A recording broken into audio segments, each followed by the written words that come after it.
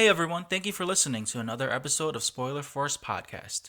You can find more episodes on any podcasting platform such as Apple Podcast, Spotify, Amazon, SoundCloud, and YouTube.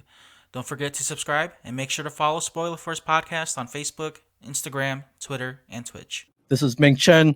I love you, Ricky. I love Spoiler Force Podcast. Listen to it, everybody.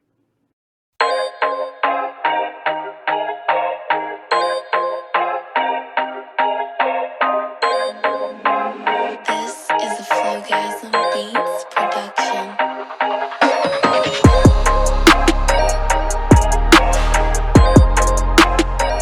All right, so this is episode 86 of Spoiler Force Podcast. My name is Ricky, and thank you for tuning in. This week's guest is a returning guest, and obviously one of my favorite guests to have, and one of my best friends, Andrew Lee. Thank you so much for coming on this episode. I know that usually every time I reach out to you, it always kind of falls into like, I don't want to say last minute, but it kind of ends up being that where one of my guests backs out, and then I'm just like, damn, who else can I invite? But I know you're always down to do this, so thank you, man. Yeah, I'm like a filler. I think the first time you had me on, I was a filler too. Yeah. Well, yeah.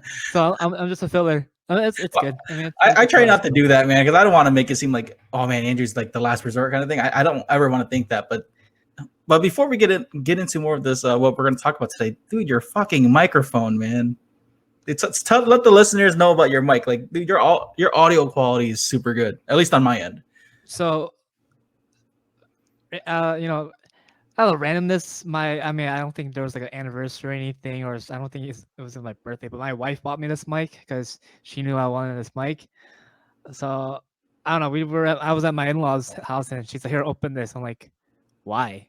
Because it was at my in-laws. Like, so every time now that like in the chair I'm sitting on, every time we go there and she wants me to open a package, it's probably mine. She's probably surprised me or something. But like she bought this computer chair for me. It was like $400, one of those secret lab chairs. And she also bought me the Shure mic, the Shure Super 55 mic.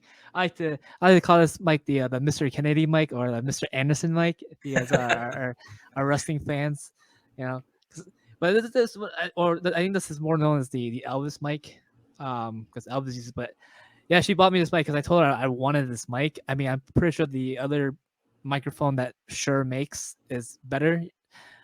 This has a little cable that comes out on it, but from design, I wanted this mic just because of the design, and it's like a classic mic. It's you see it.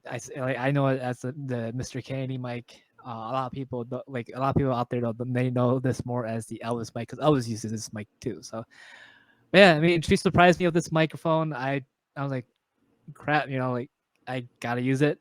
I was using the Blue Yeti. I barely used the Blue Yeti, but last time you had me on, I used the Yeti, and the cord that comes with it was really, really crappy.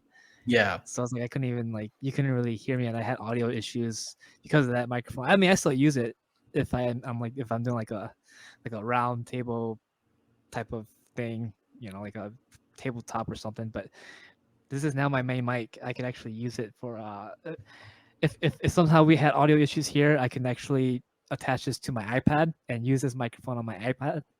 So Nice. Yeah. I didn't know that. I didn't know you can use the adapters for that mic too. That's pretty cool. yeah, whenever you connect like a like XLR mic, you need the audio interface, and then with the iPad, you attach an adapter to it, and you also have to actually.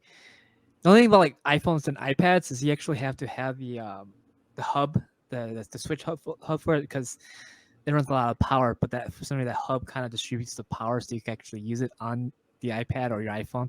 I haven't used it on my phone yet, but I have done it on my iPad, so it works. Nice. Yeah, I definitely got to get an XLR mic soon. There's nothing wrong with Blue Yeti. Please sponsor us, or if not sponsor me, Blue microphones. But I definitely want to improve my podcast stuff in the future, man. Like the Shure mics is something I'm definitely looking forward to. I know Ming Chen uses it. He has the same model as you have. But the inside, I guess the filling, or like the filler is red instead of blue. So I didn't know if you were able to get that too, like change colors for yours.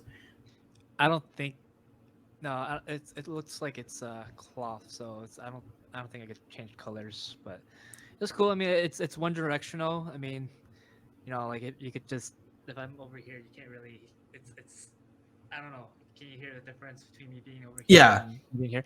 Yeah, so it's one directional, which is good because like it can get noisy here sometimes. I think the last time I went live at my apartment, you heard that? Remember that scream you heard? Yeah. So I don't think this will pick that up if someone happens to scream like out of nowhere. But yeah, so I mean, it's good for it's good for just like what we're doing here, or if I'm just by myself. So Yeah, that's great, man. That honestly, sure mics are the way to go, man. I'm definitely gonna get one soon. I But thought it was yeah, I thought it was called Shuri for a bit because it's like Shure. So I thought maybe there's a unique way of saying it in my cousins, but it's just sure. Like it's kind of boring.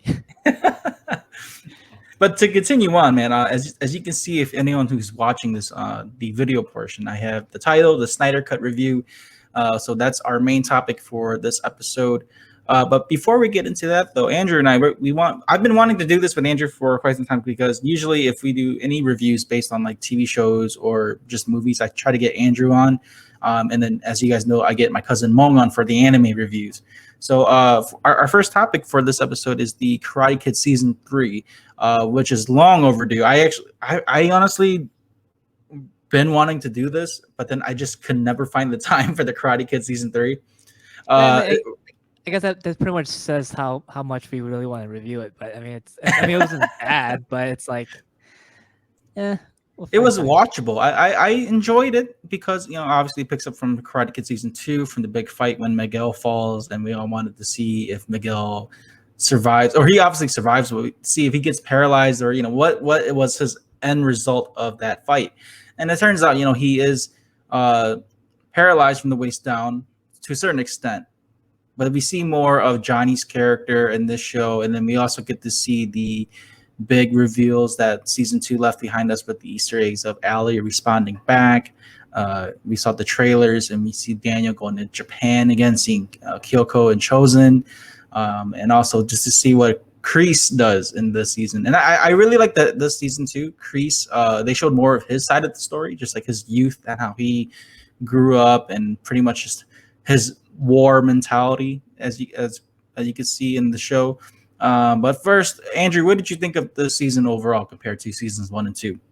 I think for me, you kind of already somewhat, I won't say summarized it, but more like we were only pretty much anticipating or waiting for like 3 things, like Allie coming back. So it was Allie, see Miguel was gonna survive, and then everyone knew it, or everyone was anticipating it. But when Daniel went to Japan, I think those were the only 3 things that we really cared about. So I mean that's one of the things that I was like, okay, when's Allie coming back, or what's gonna happen when he goes to Japan, and then obviously like Miguel, how is he gonna come back? I think those were the 3 things that we really were, waiting for. But I mean, I liked it, but then it is cringy too, because good look, you and me, we're adults now. I don't think we can relate to it as much as a younger audience, because this deals with high school stuff. So like as you and me we talked about in the past, it's like, dude, like I don't know if I could really relate to any of the characters, because dude, they're annoying. I mean, they're kids. They're fighting over dudes. They're fighting over chicks. I mean, even the grown adults are kids. I mean, they never grew up, so they've never grew up. So it's just like, dude, like I don't know, I can't relate to any of these characters. So I think for me, like it was fun to watch. It was a total story, but it was also cringy just because that part of our lives is gone. Like I don't care who is dating who, or I'm not as invested, because right now, like, dude, if I went back in time and that was me, I would have kicked my ass. I'm like, dude, why are you fighting with this chick, dude? Like, there are better things in life. There's better things in life, dude. Like, I ain't gonna kill a dude because, over a girl. Yeah, I agree. Like I think it got a bit excessive with like how immature Danny and or Daniel and Johnny got when it came to like just who they are as characters. But I did like to see I did like seeing them work together though. Like when they were looking for Robbie in the beginning of the series. I did like that how they were working together, but eventually they just butted heads again. But yeah, the whole I guess the younger characters, right, with Tori and Sam, Hawk, Dimitri, and all the other karate students, they had like their own gang or turf war kind of thing. But like you said, it is cringy because like these kids they're just kids. They're not intimidating looking. They're not gangsters. They're not like they're not like kids who grew up rough. Besides like maybe Tori and Miguel, or maybe one or two of them, but not all of them. They're all a bunch of like nerdy kids and regular rich kids. Like there's no struggle. Like you can't relate to their struggle like that. They got money. They can solve their problems with that. But I liked seeing that dynamic though, seeing like how these kids are caught up in Daniel and Johnny's issues that keep coming back, and it just everything comes full circle. And I think honestly the only character I really enjoyed watching in the show was Miguel, because he had the physical and mental trials that he had to overcome in this show, and just seeing his growth. And I think that he is going to be the one that shines the most at the end. I don't know I know they're doing season 4, but I don't know if they're going to be continuing on with that. I really hope that they don't like drag out this series. I think up to season 4 is good enough. I don't know if I remember right, but I've heard they got renewed for 4 and 5. But honestly, I think 4 is good enough. I mean, like what are they gonna do for the 5th season, man? Like are they gonna they're gonna bring back all the bad guys? Yeah, all of the Slashes is gone. I mean, you already saw the end of the season. What's his name? Robbie? No, the bad dude. Kreese? Yeah. Kreese was on the phone with Silver. His name's Silver, right? Yeah, Terry Silver from Terry Silver. part 3. I mean, I didn't watch the 3rd movie, so I don't know their names, but I mean, they already teased that. So, but what else? What were you gonna do? Like, bring in Hilary Swank? I mean, well, a lot of people want to see that, right? They want to see Hilary Swank's Karate Kid. Yeah, but what's she gonna do? I mean, what's? I mean, for all we know, is she canon or not canon to this story? She's gonna be in there for a cameo. I mean, like I knew Miyagi, and then one episode later, that's it. Like kind of like how they did with Allie. Allie was in there for like 1.5 episodes.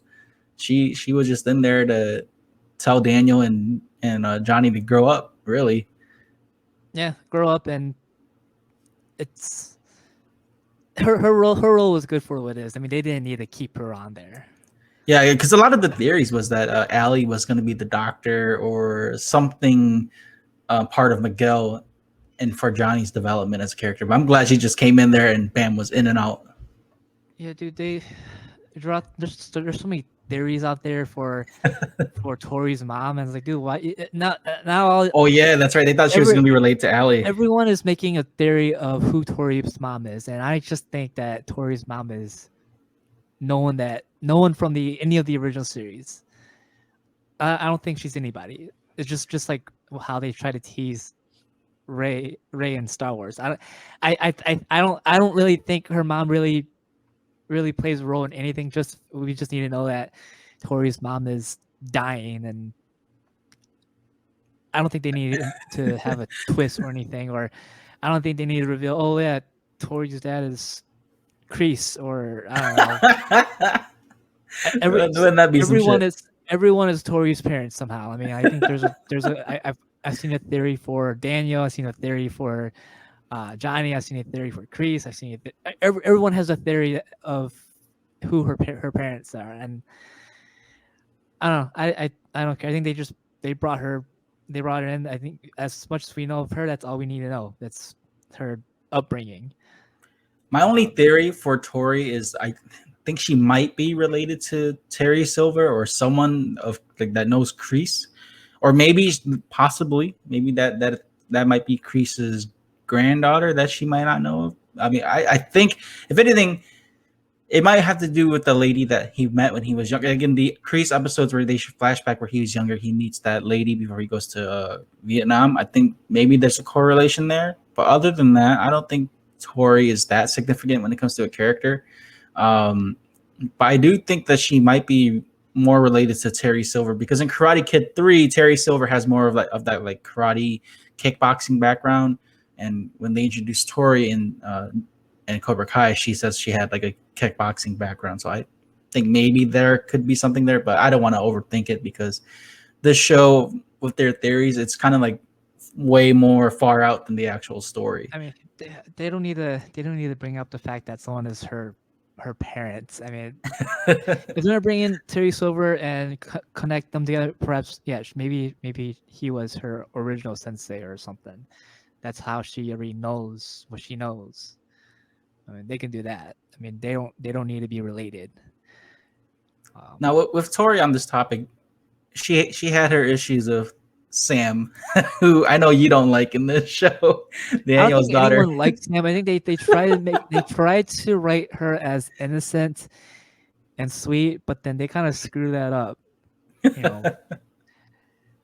Like Sam's character, I guess I didn't like her development. I liked how they were going with it, like how she was afraid of Tori, like how Daniel was afraid of Mike Barnes in Karate Kid 3. They try to put something similar to that.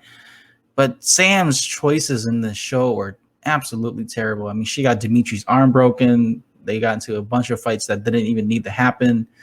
Again, the issues with her, Miguel, and Robbie, like everything is her fault. yeah, I mean, you see that. I think you share that meme where it's like Karate Kid with without Tori is like this, Karate Kid with Tori is like this. So I mean, without her, I mean, we wouldn't have 4 seasons. I mean, she's pretty much the issue. Well, the thing is, like, if they're going to give Sam this many, I guess, problems as a character, I hope that they do write her out well towards the end, like let her, I guess, in a way, redeem herself, versus like just being someone that's like I don't want to say it, but like a helpless type character, or someone who relies on someone else to get like some sort of triumphant moment.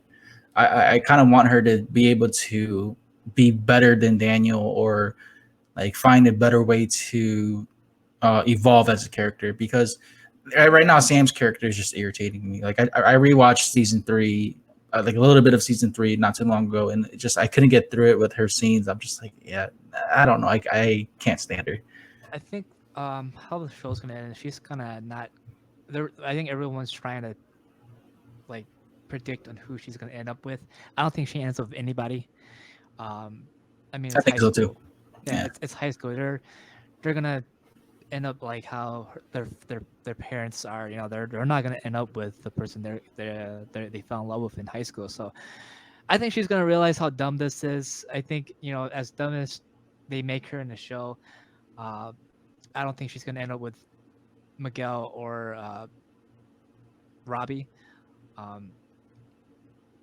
It's just, I think it'd be better that way if they. And now if I feel like if she ended up with somebody, the show would just be even dumber than what it is. I mean, at least I like the show, but I didn't know the best way of saying it. But it's just like, I don't think people will like the fact that she. Who knows? Maybe I might be wrong. I mean, people might be pissed that she's not gonna pick one or the other. But I hope I hope she doesn't pick anybody. I think she should just stay single, grow up. Maybe it's just the old me, like now that I'm older. Maybe I'm just saying that because I'm older now. But it's just like, just don't pick anybody. Grow up, you know, live your life. Once you're older, you'll know who you love and whatever. And yeah, they don't need to be with anybody. Tori doesn't need to be with anybody. Miguel and Robbie, they need to grow up. They're Yeah. yeah. They I guess there's a lot of like growing up for a lot of these younger characters, or at least we'd like to see them grow up and be more mature, because, you know, I guess in a way, seeing ourselves in their shoes, like being in high school all over again, we see how immature our decisions were. And I hopefully, like with the show, which I do like that they do write in, like to see these characters just learn from their mistakes. And I think that's what really the show tells us, like you can learn from your mistakes and you can redeem yourself no matter how bad you are. But you brought up Allie earlier. what were your thoughts on her? I mean, we kind of touched up on it already, but what were your thoughts on her coming back on the show? Though? Like, did you like that she came back? It was, okay. The thing is, like, I didn't realize Allie was that lady from The Boys. Because she looks different. I mean, she's older now, but she's a lot skinnier than what she was, and I mean a lot older than how she was when we've seen her in the first movie. So I didn't know that was the same person. So it was a little bit weird for me seeing her play somewhat of you know, a good guy role, because Yeah, I and the only know her boys, as and that. the boys, Yeah, she's pretty wild. she's wow, she's evil. But this one is kind of like, man, that's like a complete like 360 right there. Like she's kind of sweet. Like she wasn't bad. She was kind of like the. I thought her character was good for what it is, what she did. She was like the middle person, just be like, hey, you guys are like. I guess she was nicer about it. I mean, she was also like, hey, she was honest about it, but she's pretty much just saying, you two are grown ass man, dude. Like, grow the hell up, dude. You guys are fighting over stuff that happened 20, 30 years ago. The fact that you guys are still like this, dude, like, I mean, I don't get how you guys were pretty much successful in what you guys did. I mean, obviously Johnny wasn't successful or anything, but Danny on the other hand, like, I don't know how you became how you are now. All you think about is stuff that, you know, that happened long ago. I mean, he was like, this could probably transition to like the whole Japan thing too, but it's like her character actually, I think without her, I don't think they would actually develop into, how, I don't think the ending wouldn't be how it was, like they probably wouldn't have gotten along like the way they did at the end.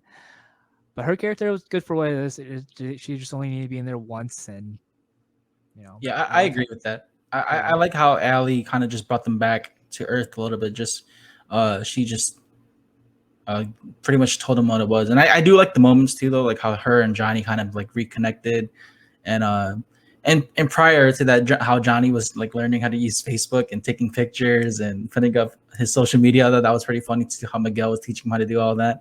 But I like how Allie's character, how her and Johnny didn't, I guess, go back to how the old ways were. Like they kind of just reconnected, went on a like I guess a friendly date, and kind of just yeah, left it at that. It wasn't like anything too romantic. It wasn't forced or pushed. They kind of just reconnected and kind of just saw that, yeah. hey man, we're more wiser than we were when we were younger.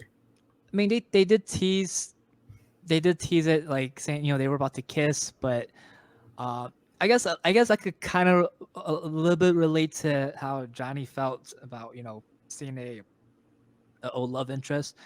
It brought him closure.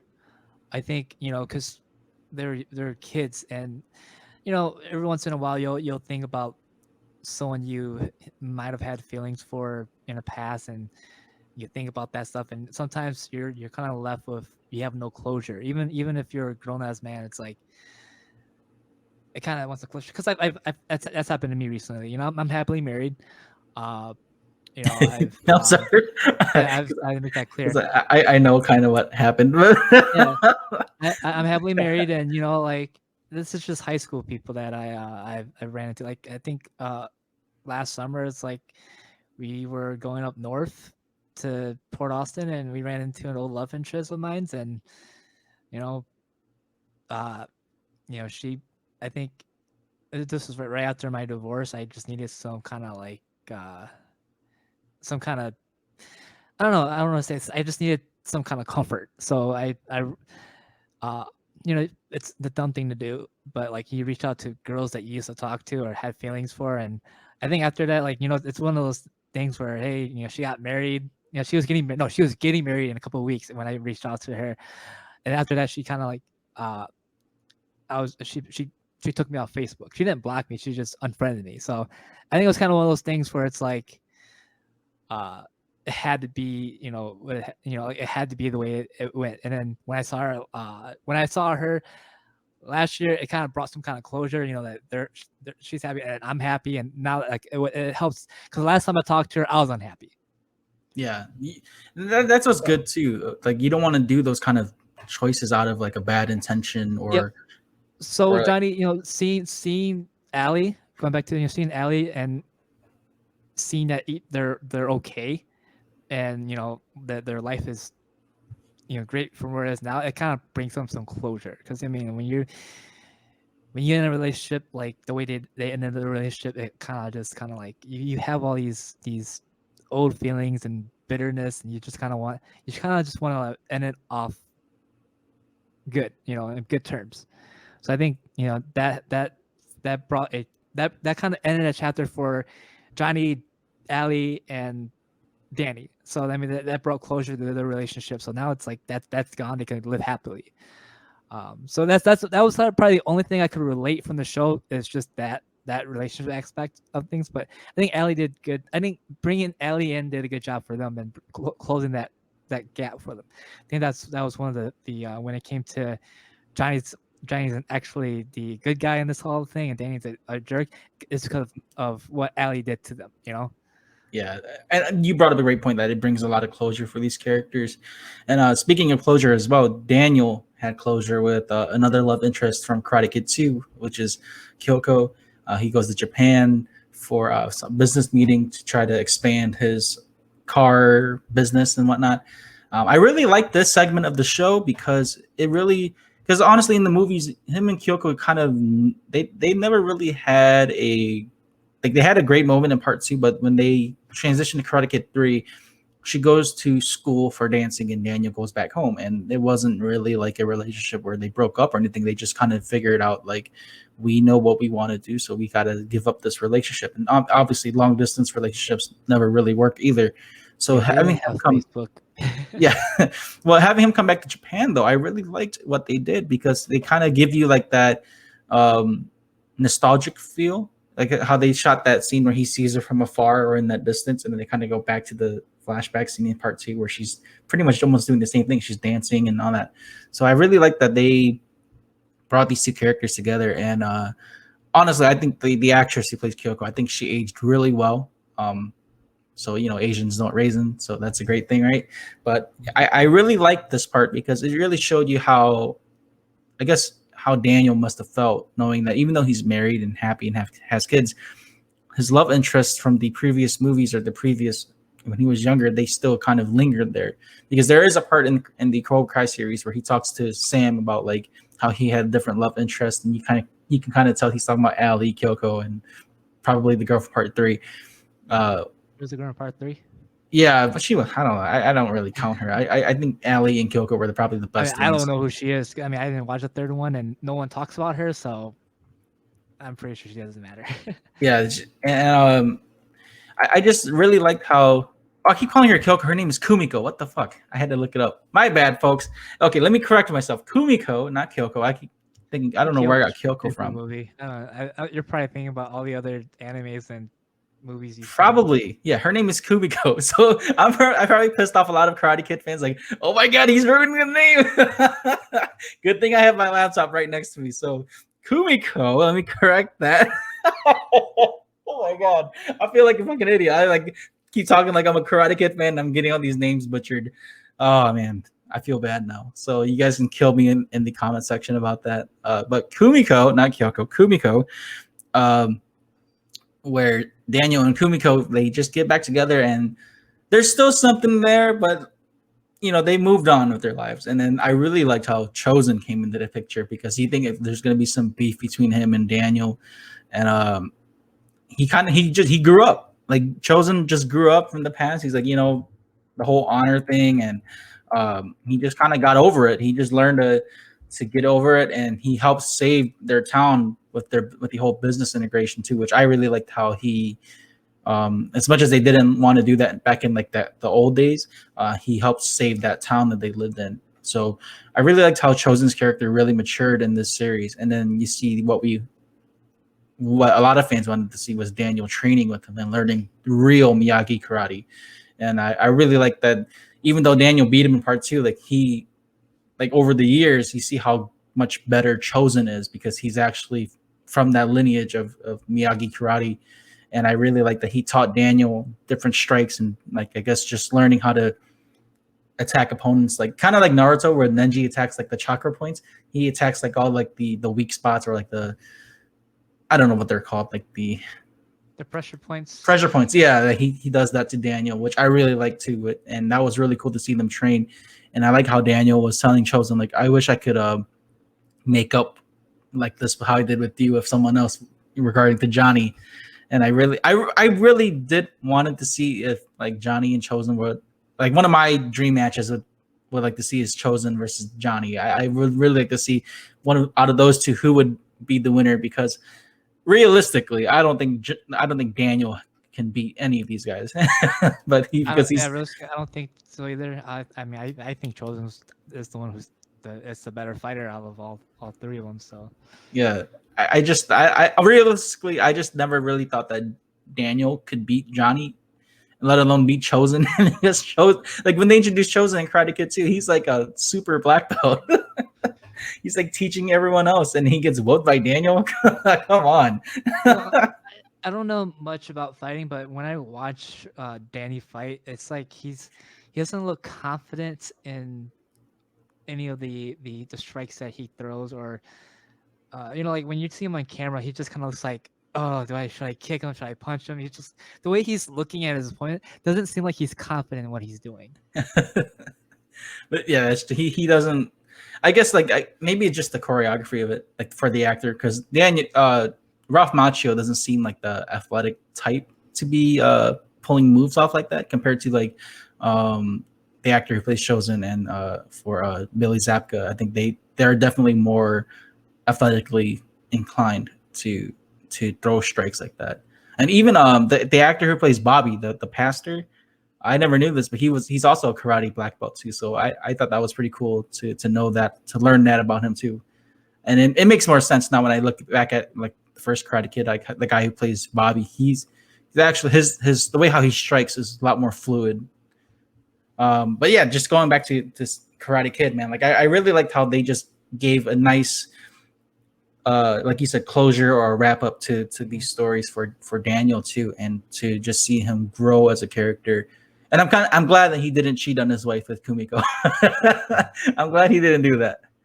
I don't think she would have let him. I'm pretty sure she seems more honorable than that. I mean, she seems better than that. Like I mean, like I said, we don't know how they are as people. We just know them as characters. But from how I'm basing it off of how her character is, I don't think she's gonna be the one who I think she would be the one who encourages him not do it. Danny would probably try to move, and she's like, "What the hell are you doing, man? You're married." Yeah. But there is that, you can tell, like, because she said it, like, no one has ever fought for to the death for me. So it's like, how can you really beat that? I mean, even as kids, like, dude, like, you pretty much max it out for me. Like, I don't think no, like, guy is good for me, even though you're a shitty dude, but like, no one else is gonna do that. So Yeah. Danny set a standard for her, and it's a crappy standard, but I mean, for a person of a standard, I mean, my opinion, because I don't know, just his relationship with his wife right now, it's like, man, like, you can't even handle that.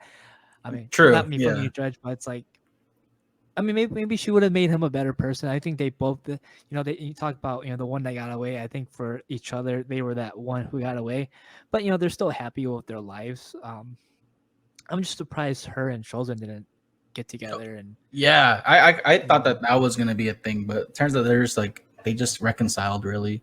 Yeah, like you make up, and he, you would think, I would think, like, yeah, he almost killed her, but but it's kind of like, you grow as a person, you've changed. I realize you've changed.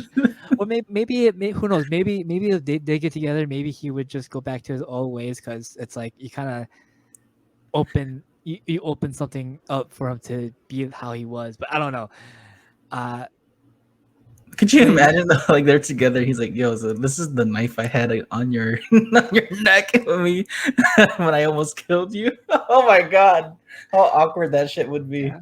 Full disclosure, I like how they had to find a reason for him to go to Japan. I thought it would have been for some, training, but it was a business thing, and the thing is cool. One of the things that I liked about that moment is they brought back that girl that Danny saved. Oh yeah, that little girl. Yeah, Yuna. It's just those little things. Like, dude, like who'd have thought? Like, I mean, maybe that's why. This is probably why I am not. I don't have a job in the film industry the way that I would like to have a job. Is I wouldn't be able to think like that. I wouldn't be able to bring in that small detail. Oh, you don't remember me, do you? I'm that girl you saved. Honestly, I don't think anyone remember that Yeah, until they brought it up, and they're like, oh my gosh, they legit brought her back. Like, and now that they brought her back, it's like now people remember her from being that girl that Danny saved. Because look, it's been a while since I've seen Karate Kid 2. The only thing I remember was Chosen and Danny fighting over something stupid. Is it Komiko or is it Kamiko? it was more for Chosen's honor, like because Yeah. Daniel like mildly disrespected him. Yeah. So I don't really remember much, but the pretty much grown men not knowing how to grow up. I mean, also, especially, you've seen this in the Asian community where people hold grudges, and even when they're elders, they'll hold grudges for something that you did when you're like 12 years old. Yeah, Yeah. So that's what it seemed like Miyagi and was it Chosen's grandfather, yeah, or his uncle. his uncle? Yeah, like Yeah, they were had- beefing yeah, for a beefing long over a time. girl. Beefing over a girl from maybe just an ongoing thing of Karate Kid, but yeah, they were beefing over a girl when they were like teenagers, and you're dying. You're like 50 to 60 years old, and you're still beefing over that stuff, dude. Like, aren't you married by? Shouldn't he have been married by then? But I think it's just the Asian thing. The way they portrayed Asians, it's like, oh yeah, the reason why I did that with that girl. The reason why I never married was because I was always still in love with that one girl that I met when I was 12 years old. I was like, dude, come on, man, you're 12. Grow up, dude. But Anyway, yeah, honestly, those were the points that I enjoyed the most. And then up towards the end where Johnny kind of just, I like that they go like they give Daniel a nice moment right in this season, like midway this season, they give Daniel his little arc. But they go back to Johnny, and I like how they redeem Johnny as well with him training Miguel and helping Miguel learn how to walk again, and then starting his own karate group or his own class, the Eagle thing, which I thought was really like way out there. I never would have thought like it goes with Johnny's personality too to come up with something wild like that. But yeah. Eagle Fang, I thought that was really different. So what do you think they're gonna call themselves now? Is it just gonna be Miyagi Dojo because they merged? Oh, right? and having the merge at the end, I don't know. I think people were saying like Miyagi Eagle Fang or something weird like that. I don't know. I think that's gonna be probably the first issues that they have in season 4. It's like naming the dojo. Like, what are they gonna call it? And they're just gonna have beef over the name. But I like how Johnny did that. How he stepped away from Kreese, stepped away from Cobra Kai, and taught like a whole new method of his own philosophy for karate. But at the end, though, where Kreese and Daniel finally go hand to hand, which I thought I would have never expected to see Daniel fight Kreese. But I thought that was really cool to see Daniel take on someone that he was afraid of most of his life, and to use the techniques that Chosen taught him on Kreese and not kill him was really cool. But to see that even Robbie turned from both of them and went to Kreese, what did you think of that twist with Robbie going to Kreese for, I guess, being his sensei now? I think Robbie's an idiot, but also I think the way they did things with Robbie, like honestly, I feel like they should have just. I think if he would have talked to Robbie first and gave him a reason why he should turn himself in, it probably would have ended differently. I'm pretty sure if he would have talked to Robbie and like, hey, look, if you turn yourself in, things will be better. But instead, he kind of blindsided him. If you blindsided someone like that, it's no wonder why they turn your back on them. So I think that if Danny would have already had talked to Robbie, things would have been different. If he would have just sat him on one-on-one, but instead he was like, "Hey, I call the cops on you, man. Like, of course, it's like, of course you're not gonna, because he didn't turn himself in. Like he resisted arrest. You know, he ran away, so it made things worse. Things would have been better. You would have told him, hey, this is what we're gonna do. Because I want to see you some more. I want to make sure you do the right thing. Let's do this. But it's just kind of, to me, it's kind of like a lame way of turning him bad. But I don't know. Like, Do you think that? Oh, go ahead. Finish your thought. I just feel like this whole series has a thing about turning people good and bad and back to good, and it's just that formula. Like, can't you just stick to one thing? Because I'm pretty sure Tori's gonna end up being good. I mean, Yeah, I mean, even Hawk turned good in this one. He helped. I mean, you saw it coming though, you know. Yeah. Even when Kreese was recruiting all those bullies and all those pricks, like it was obvious like he was trying to build up like I guess like a mini army. And then knowing Hawk's character, he does have like a conscience in a way where he knows the difference between what's right and what's wrong, but he still does what he feels like is badass.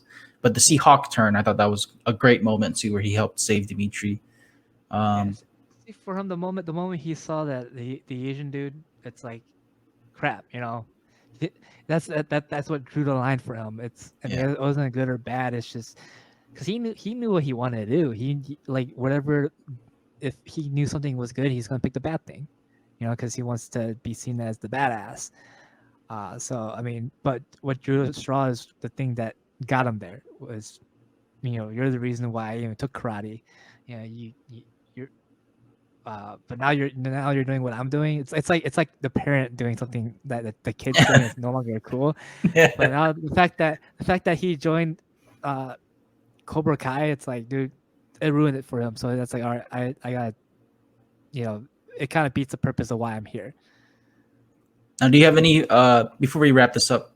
Do you have any final theories? I guess for season 4, just seeing like how everything turned out at the end.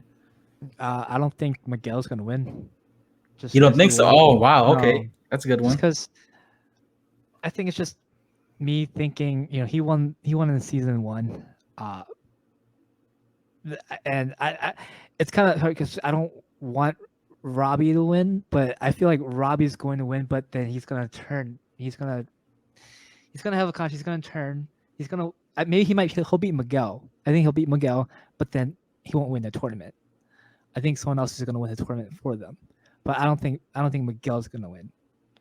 Watch it be Dimitri that wins. It could be. I mean, the kid we don't expect, he wins the whole tournament. It could be, and you know the thing that gives now the thing that like Robbie's gonna end up being the best fighter on that team, just because he has a combination of Cobra Kai and Miyagi Dojo, so he knows both methods. And now that like Johnny joined Danny, now that the thing that's gonna make them strong as a team is now they have 2 methods of karate they know, because Johnny knows Cobra Kai, and now he's learning Miyagi Dojo, and those kids, they're gonna learn both styles, so that's gonna give them the advantage of everything. But I said I really don't think Miguel's gonna win just because he won the first one, and I think it'd be dumb if they write that he won both tournaments.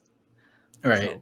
So, I mean, if they do go by like Karate Kid movies, and Karate Kid 3, Daniel just skipped the whole tournament because he was the last one who won and went straight to the championship. So I don't know if they're going to do that for Miguel or not.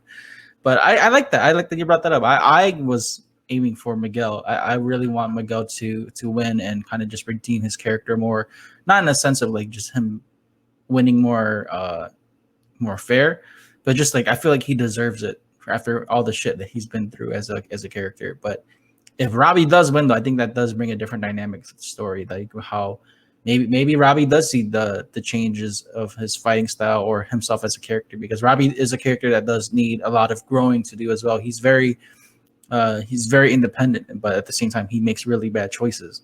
So I think it's great to see if maybe mid fight or something, he might change his mind.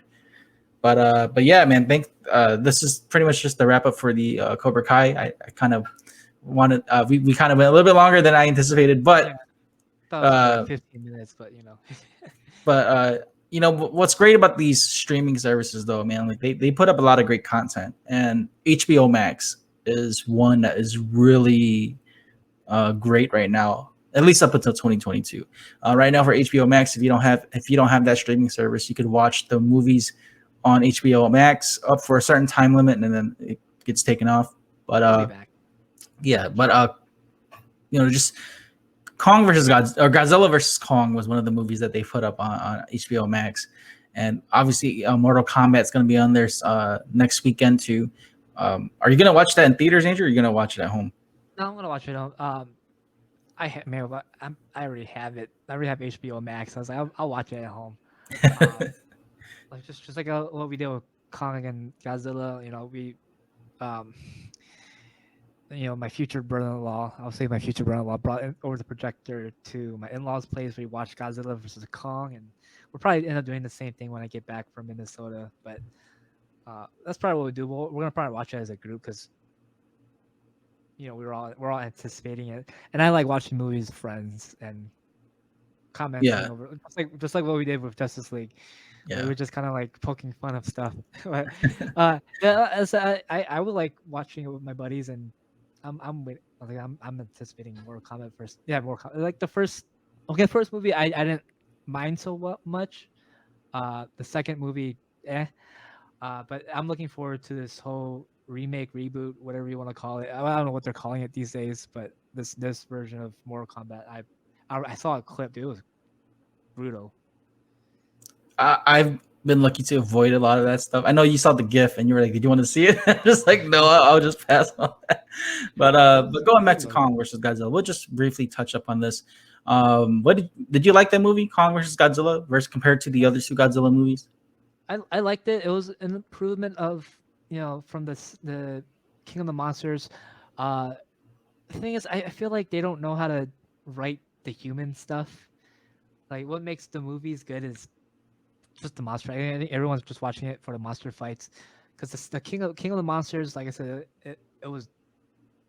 I didn't care too much about the human side of the plot twist, but Kong vs Godzilla, almost the same thing. I mean, the human story of it was an improvement of the last one, but whenever time you saw Kong or Godzilla fight each other, I think that's all I cared for. I mean, when they brought Mega Godzilla into, it's just kind of like, it was cool, but the way they brought him in, I was just kind of like, I don't know. I think the way you guys wrote the dialogue, the story that you guys wrote for the humans is just kind of dumb.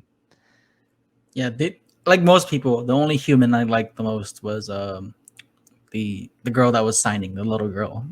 She did better than everyone else, and she doesn't even speak. And I think she's really, from what I heard, she's really deaf too. Yeah. So, I mean, there was one comment. He's a buddy of mine. I mean, he likes to comment on everything. He's like, the only reason why she, people like her so much because she's young and she's a child. Like, now I think, I'm probably just gonna say it like this. It might be on PC, but I mean, the reason why she has, people are giving her so much credit is because of the fact that she's deaf and young and can act. She actually brought the emotion for her character. I think, especially for a deaf girl, like if she is legitimately deaf, the way she, portray her role, it's like, dude, like she, you felt sad with her, and dude, you feel for her. So that's what made her great, not just because she was young. I mean, there's a lot of young characters, and I don't care about those young characters as much as I care about her. Yeah, I mean, Millie Bobby Brown I felt like they could have done without her. She didn't do shit in this movie. The last movie, she was there just because of her name value, because she played 11. Yeah. It's I mean, it's probably my opinion. People might bash me for it, but the only reason that she was in Godzilla, the Godzilla franchise, is because of her name value from the Stranger Things. I think the last movie she barely spoke. I mean, she had maybe one or two lines. But the whole, like, to me, I was telling my brother-in-law, like, dude, I think this whole movie, like Kong vs Godzilla, like that whole first scene of her, like her first scene was the most she's talked, like, in this whole franchise. I don't know. I just felt like she was kind of unnecessary because she didn't really do much besides like have that conspiracy podcaster with her. And I don't know, like you said, the humans, they were kind of unnecessary to build the story. Like if anything, the only reason why like the little girl with Kong, there was something there was because she had the relation with Kong. Like her and Kong communicated. There was something there. Versus like you don't see 11 or Millie Bobby Brown with Godzilla signing to Godzilla. Like there's no emotion there. She was defending Godzilla. Like here's what I had an issue with. She was defending. Excuse me. She was defending Godzilla because the last movie, he did save. Well, I wouldn't even say he saved their lives. It was just animal instincts. He didn't save anybody. He just pretty much did what any animal in the animal kingdom would do, is fight for their territory. Yeah. He doesn't care for them. He's just like, hey, if you bow down to me, I don't care. If you're gonna try to be all big and tough, I'm gonna kick your ass. That's Godzilla. Godzilla didn't save anybody. He just did what he did as an animal, So her logic and trying to prove Godzilla innocence is kind of like, dude, She's like they're intimidated or they're like antagonizing him. Yo, that exactly. Like everyone should know that. Like you're gonna challenge Godzilla. Godzilla's gonna, beat you up, and that's pretty much what it is. That's why they're trying to avoid Godzilla versus Kong, because they know Kong is like, it's just that line, Kong bows to no one. Kong is an alpha male himself, so it's like he's gonna fight to be the alpha man. So pretty much like I don't understand the logic between the humans, like their mindset, Like the only thing I see with humans is like how most movies would portray us as humans are just as bad or worse than these animals that are in their natural setting.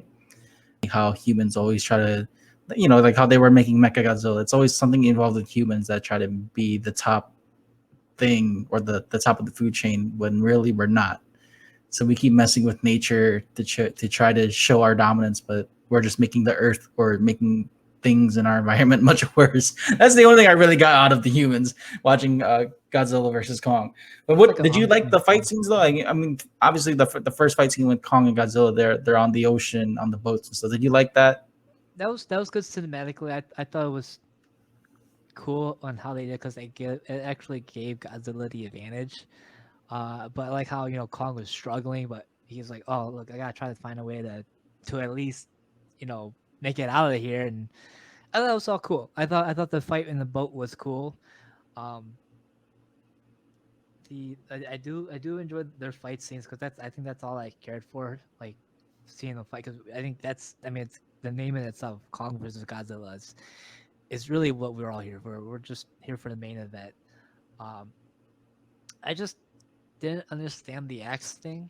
I mean, it's cool visually, but like, why are you trying to be like Steve Rogers picking up the axe? That's what I was telling my folks who we were watching it at home. I was like, look, King Kong is pretty much Thor. He got the axe. He's got the throne in the Middle Earth, or the surface world, or whatever they called it. Oh, did you like that too? Like how they added that Middle Earth thing, the lower Earth. Yeah, the Earth's core or whatever, the Hollow Earth. Yeah, the Hollow Earth. Yeah. How you there's that YouTube, the pitch meeting YouTube channel, that with Screen Rant, how they have that dude. He made a good point in his little pitch meeting for Kong vs Godzilla. Like, where does the sun come from? Like, why is it? Oh. It was cool. I mean, it's a unique thing. So it's like, to me, it's like, is it a portal to a different dimension? Where that could explain why there is the sun, or why there is sunlight, or is it the center of the earth and somehow there is sunlight there? Why is there trees growing everywhere? Why are there animals there? And how's anything living in there? So it's just one of those questions that I have and had. And it was cool, but... I liked it. I liked how they made it look, But like you said, you brought up the whole idea of the whole sun and everything. How it's in the middle of the earth, like that kind of just ruins the moment of when Kong's in that Hollow Earth area.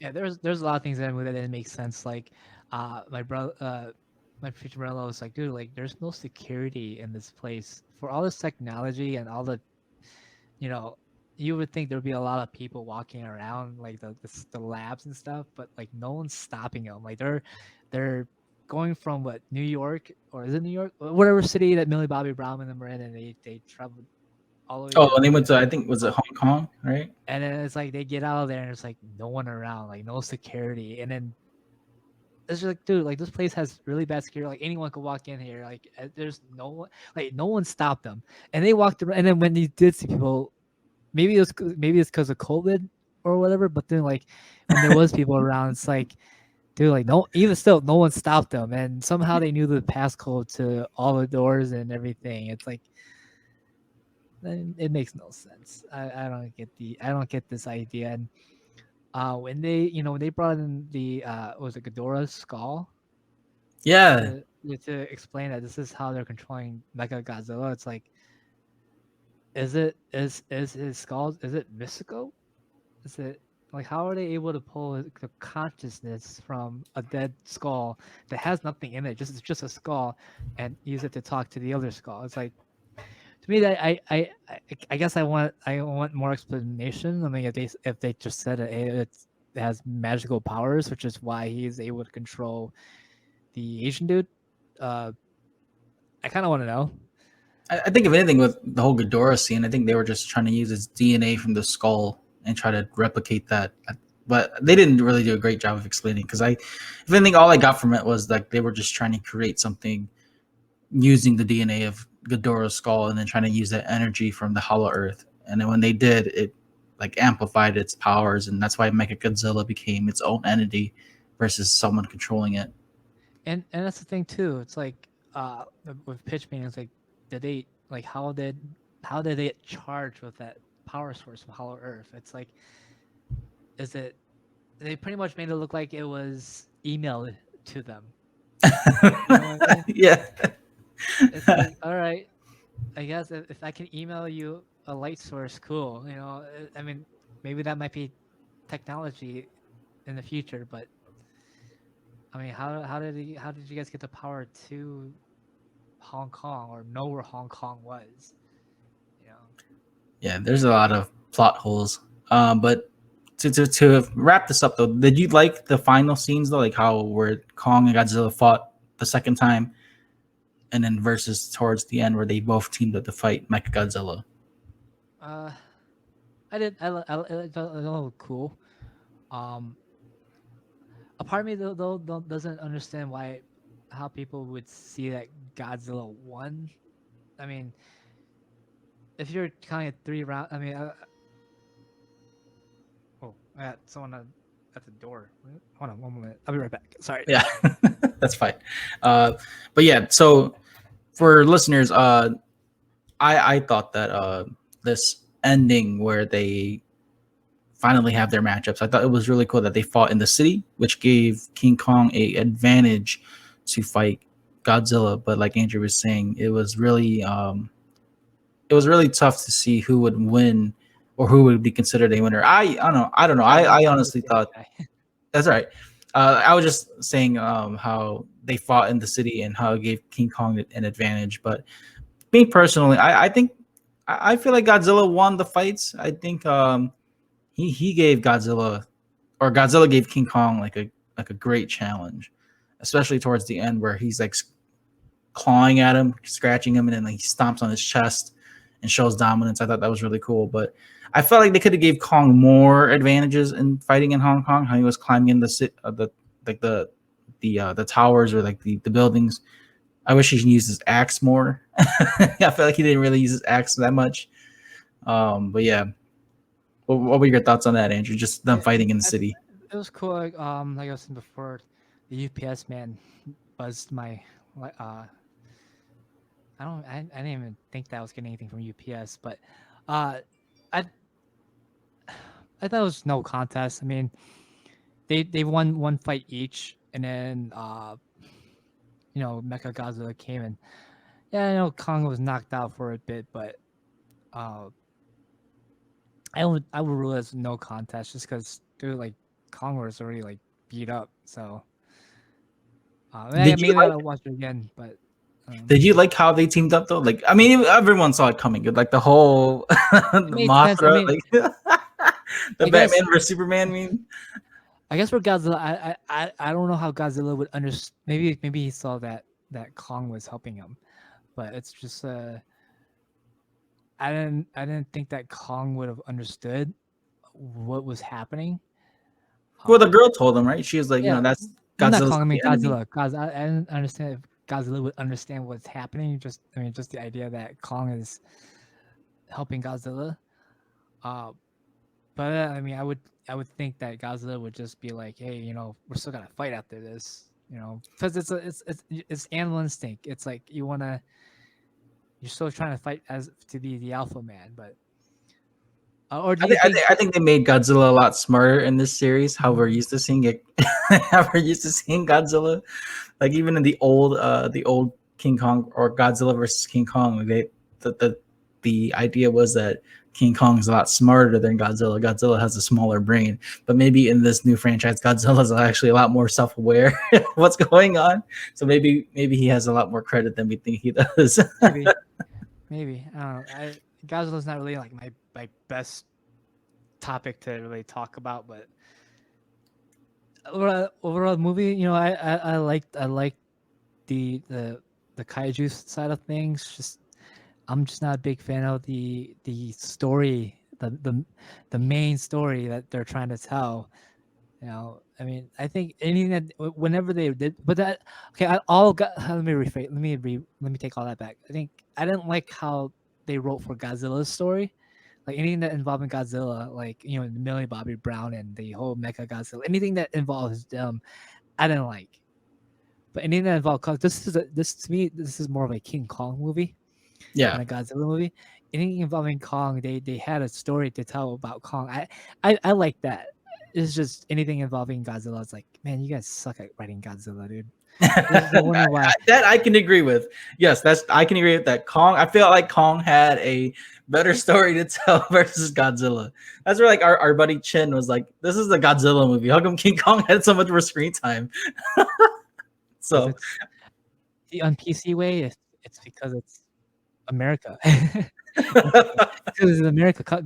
Kong is an American-made character, and Godzilla is, Japan. So that's, I think that's the honest truth. I mean, that's what I said. They can't write Godzilla. I mean, remember, was it Godzilla 1998? The one with what's his name? Was it the one where Godzilla was like a female or something like that? I don't know. He had eggs in New York. Yeah. The American Godzilla. They can't write Godzilla. They don't know how to write Godzilla, and Japan was so mad about Godzilla. But yeah, that's a great way to wrap up Godzilla versus Kong. I thought overall it was great, especially for people who enjoyed the kaiju or the monster genre.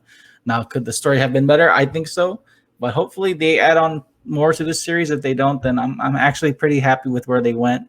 I really just liked how they animated a movie like this for everyone to see versus people in suits fighting. So I really enjoyed that more.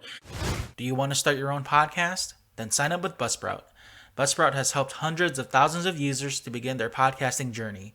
With easy-to-use tools, you can effectively get your podcast onto many platforms such as Apple Podcasts, Spotify, Amazon, iHeartRadio, and more.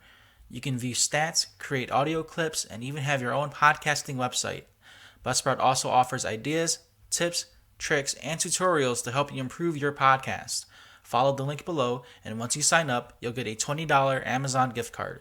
This will let Buzzsprout know that I sent you and also support Spoiler Force Podcast. Happy podcasting. If you're into anime, manga, or anything that's from Japan, Otaku Detroit is the place for you. Located at 513 West, 11 Mile Road in Madison Heights, Michigan, you can find a variety of manga books, anime figures, collectibles, posters, snacks, and even authentic items from Japan. Stop on by to see store owner Matt and let him know Spoiler Force sent you. But now to the main topic. since we're talking about movies on HBO Max, was it the week before Justice League came out, or the Snyder Cut, as in the main title here, the Snyder Cut? Yeah, it came out, right? Yeah. Yeah, it was before Kong versus Godzilla. I watched the Snyder Cut at your apartment, and man, for a 4 hour movie, it did feel pretty long, but I loved every minute of it.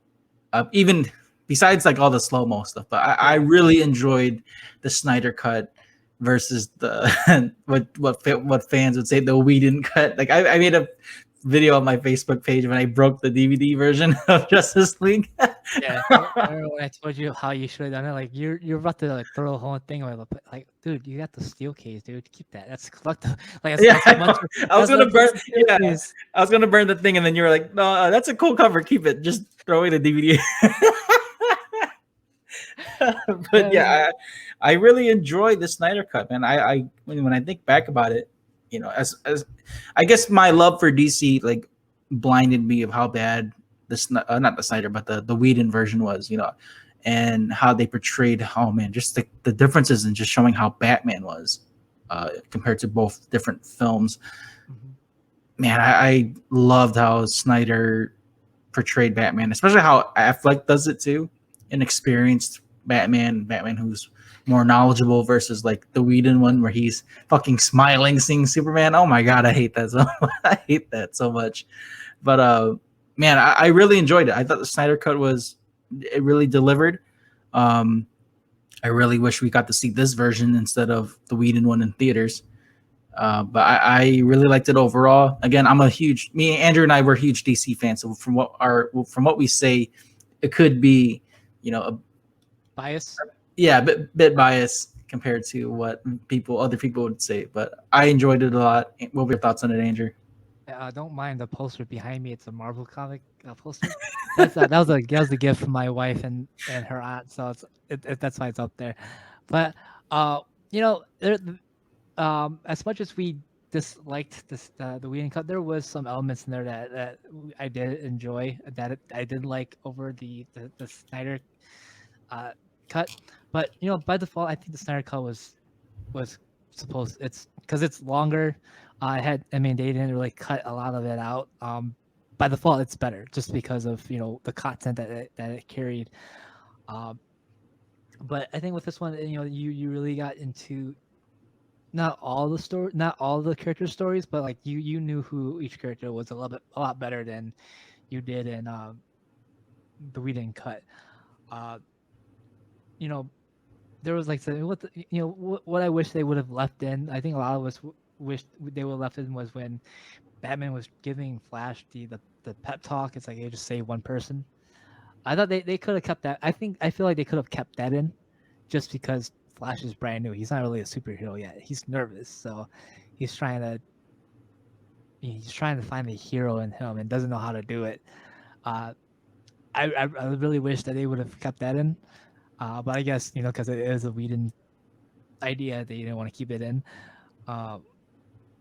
But I overall, like, minus the slow mo, it was good. There was like I was saying earlier, there was one thing that I kind of know the difference between Ben Affleck's version and Snyder Cut and Whedon's cut is I thought Whedon's version of Batman was closer to Batman's personality than Zack Snyder's version of Batman. Really? On what part though? Like when he's talking about like trying to revise? Just how much of a dick Batman is. Oh, okay. You know what I mean? Yeah, like really alpha male kind of. Yeah, just how much of a dick he is. Because Batman's a dick. I mean, as a huge Batman fan as we are, it's like, how brutal Batman can be, and how he doesn't really. He pretty much hits first, asks questions later. Yeah, that's how Batman is. I mean, it's like he'll punch you. Where is it? Punch you. Where's Joker? Punch you. It's like you're almost dead, and he's still punching you, and you can't give an answer because you're in pain. Batman's a little bit more tamer in the Snyder Cut because look, he's trying to live. He's trying to do things off of, what he said to Alfred, faith. kind of like, that's really not Batman. Batman's not a religious guy. He has no religion. He doesn't believe anything. He just kind of he's basing everything off of everything he doesn't believe in. Like he's telling Alfred he's gonna let faith handle this time, instead of prepping for everything like he normally does. One thing that I did kind of also enjoy from the Snyder cut, and not Snyder cut, the Whedon cut that wasn't included in Snyder's cut is the interaction between Batman and Alfred. They had interaction, but like you did see you did see the familiar relationship that Alfred and Batman had, bickering back and forth, like Alfred as the pretty much playing the father figure for Batman. You didn't see that in Snyder's cut. Like there was that one. I remember that one scene where Snyder's not Snyder. Why do I keep saying Snyder? Where Alfred was pretty much being Alfred. It's like, oh yeah, I can't explain it too well, but they're talking and he was just kind of mothering something under his breath about Batman, because how he loves Bruce and would wish Bruce would consider something else, but Alfred's still gonna be Alfred. He's still gonna be like, whatever you do, sir, I'll be there for you. But but we all know Alfred would love to see Bruce live a normal life. So I did see that little aspect in the Whedon cut, which they took out in Snyder's version. But whereas the Snyder version, I love how detailed it was. I love how they didn't make Steppenwolf into a mama's boy. After a while, I got really annoying. Not thinking back to the Whedon version, it's like, dude, that's whose mother? Like why are you talking about your mama so much? And he's just talking about the mother boxes. But I like how Steppenwolf actually had a reason for doing what he is doing. He wants to get back into Apocalypse. He wants to get back on Darkseid's good side. Or I mean, if he does have a good side, Right. I love how they didn't they had, I feel like they had a good amount of Darkseid in this one. It wasn't just a tease like what I've heard, because I heard that Darkseid was just at the beginning, but Darkseid had a huge part in this film. I really liked what they did with Darkseid. It's a bold move to show the big bad in the movie like this right away versus like how the Avengers built up Thanos throughout the whole MCU. Like right away, they just showed you Darkseid, like just through the backstory when he was still before he really became Darkseid, and when he first invades Earth and fights the old gods and stuff like that. I thought that was really cool, and I like that how they made it seem like where he was still inexperienced and losing to Zeus and Artemis and Ares like that, and losing to the Earth's first set of heroes, and then just having Steppenwolf talk to Desaad and was like, I know where the anti-life equations at, and I can help you with this. And Desaad's like, no, you still got to get like 50,000 planets for Darkseid, man. Like you're still behind. You're still like behind on what you need to do to redeem yourself. And I really like that aspect to show you that Steppenwolf wasn't just a lackey or some random bad guy. Like he was doing it to go back home. Like there was a goal that Darkseid, or not Darkseid, but Steppenwolf wanted to achieve so that he can, like you said, get back on good terms with Darkseid. And I really like how they show that, where he was like he was trying to find a way back home, and just how ruthless Darkseid's and Desaad and that grandmother character. I really don't know who she is. Really, I just read a little bit about her, knowing that she's like one of the captains for Darkseid's army, but they really didn't give two shits about Steppenwolf, especially at the end. They're hoping that he fails. I think they're just setting him up to fail.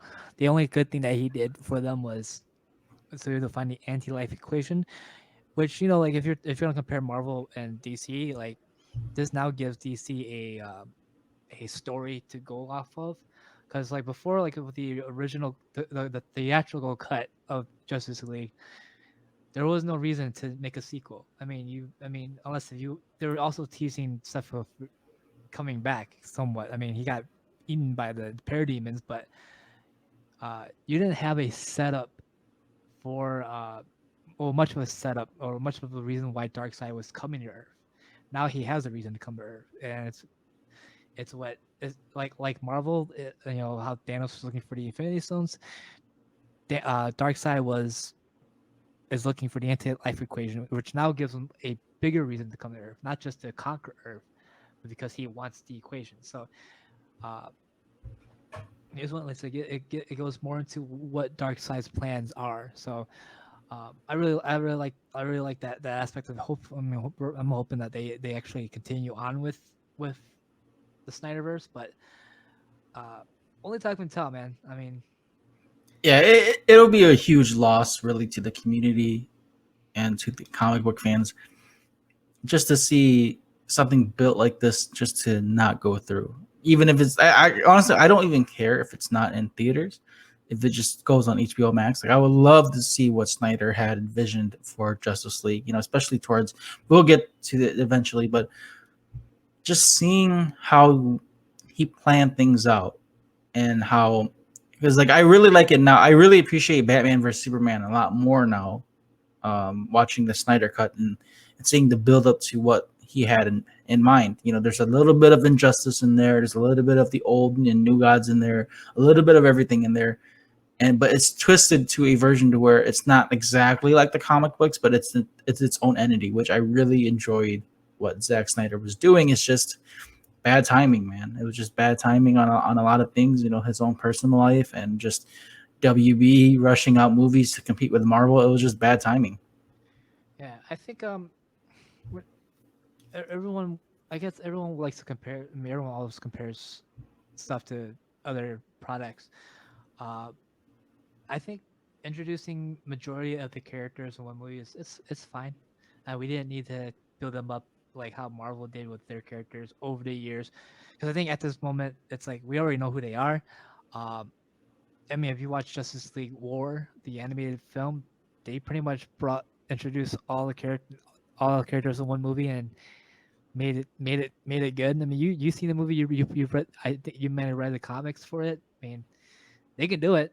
I mean, if you can do it in book form, you can do it in movie form, which is fine. I mean, Yeah, I think the only downfall to that though is like reaching out to a bunch of new fans or casual fans, which is the worst. I hate casual fans because, like my cousin said it on our on one of our earlier like in like episode during the family podcast that I had the episode of that the Famcast. My cousin says like, you know, why do we keep wanting to watch Bruce Wayne's parents die or seeing Uncle Ben die so many times? We know what happens. Just build off of that, you know, kind of like what they're doing with the Robert Pattinson his movie. Like we know about Batman's origin. Now this is like a year two type of thing, or where he's starting to become Batman, which I liked, or which I like that they're doing. So I hope that they do that more with superhero movies, and especially with the Zack Snyder cut. I liked how, you know, they give you a bit of everyone, and then throughout the movie you get more. And I really enjoyed how they did that with the Flash and with Cyborg, and then we get to see why Ray Fisher was so upset too, because Cyborg and the Flash were really like the heart of the movie, and just seeing their growth as heroes was great because a lot of fans don't really know Cyborg, or I mean at least Cyborg that well. I mean the Flash everyone knows Barry, but what more do you know besides him and Wally really? yeah, I liked with Flash's character in this one. Like they showed more of his power, and they teased more of the time traveling in this one than they did the Whedon cut. I didn't like how they show him actually getting shot by the parademons. He got shot and he was like, "Oh man, dude, I gotta heal up." And they actually, the fact that they showed um, him healing up and pretty much, dude, it was the end, dude. You could tell like everyone died. Everyone actually died in this film, and then Barry went back in time for the first time and actually brought everyone back. You know, I like how they did that, and with Ray Fisher, with Cyborg in this one, I like how he was pretty much the like Kevin Smith says. You know, I'm being biased too, but with Kevin Smith, you know, Cyborg is the heart of this movie. Um, without Cyborg, they probably wouldn't have succeeded. They probably would have failed. Um, so it's like I really do enjoy like what they like how they brought these characters together and what they did with these characters. Uh, but I do say this. I think Snyder did have an advantage with releasing his version of the movie. Is he knows what people he knows what we don't like about the Whedon cut. Yeah, anything we didn't, he just like, right, let's just scrap Yeah, that. like I've seen all the jokes. We've seen all the memes. Yeah, Let's just scrap that. He did keep some of the stuff, but I'm pretty sure it's all his stuff. Um, but yeah, he had that advantage, uh, and he knows. And now that we actually now have he has the advantage of stuff already being leaked or like his blueprint of stuff because Kevin Smith already pretty much told everybody what the ideal is. Because I think I told you. You remember that pregnancy test that you saw in Lois's drawer? oh yeah, yeah, I think the plan was for it to actually not be Clark Kent's baby, but to be Bruce Wayne's baby. yeah. I read about that. Uh, Yeah, yeah.